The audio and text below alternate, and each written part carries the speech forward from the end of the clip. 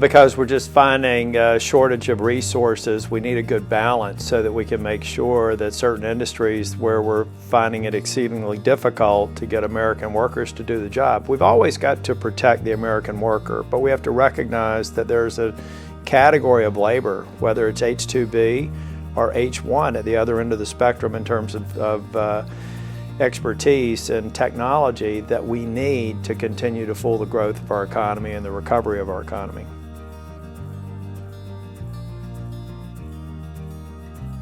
I think if they can present any specific evidence to where the programs are being systematically abused, then we should fix them. But that's something that's often talked about, but seldom can you point to a number of examples. If they're out there, let's fix that as a part of balanced policy.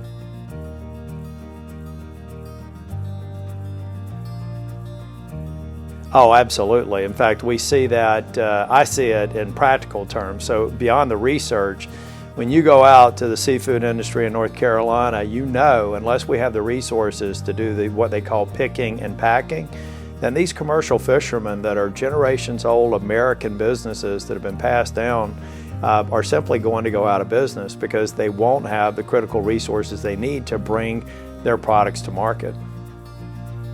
In a state like North Carolina that went from one of the worst performing economies to one of the top economies, unemployment now below the national average, we still have shortages in these critical areas. We've tried all kinds of programs to incent people to go to work in these fields, and they're simply not doing it.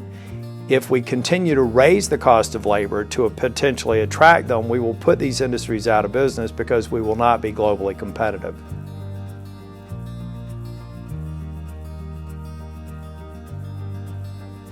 I've worked very closely with senators like Barbara Mikulski from Maryland, Angus King, a number of other people in Virginia. We've worked with Mark Warner, a number of people that are concerned with getting this right.